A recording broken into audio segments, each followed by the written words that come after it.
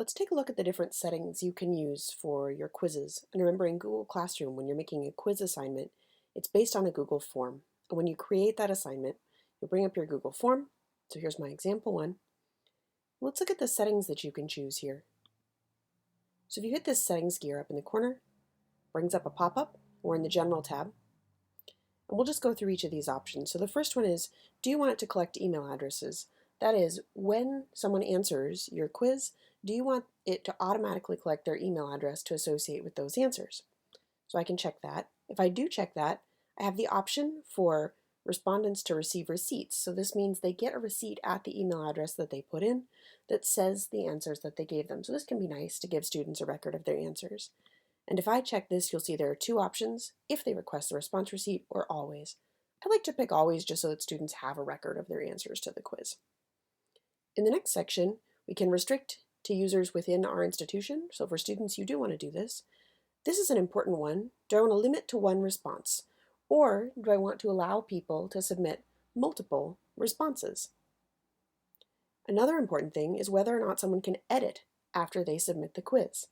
So I might want to let students answer the quiz, go and do some more reading, and then submit an edited answer. Also, see summary charts and text responses means that students, if they answer the quiz, can see other people's answers to that same quiz once they're done. Under the Presentation tab, you can opt to have students see a progress bar. So that is, if you have 3 sections of questions, it will tell them, oh, you're done with page 1, you're done with page 2, you're done with page 3 of 3 as they're going through.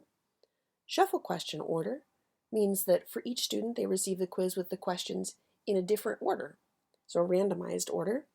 You can also put in a message to pop up when they're done with the quiz if you want something specialized. And under the Quizzes tab, you'll see I can make this a quiz. That is, it assigns points values to the different questions. And what that means is that you can use automated grading on this quiz. So you have to turn that on for automated grading.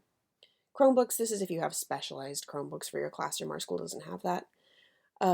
Release the grade immediately after each submission. That is, if you've used this automated grading, when they submit the quiz, they can see their grade right then and there. They can see their answers to different questions. Or later, after manual review. So you get to look at the quizzes before the students will see their grades.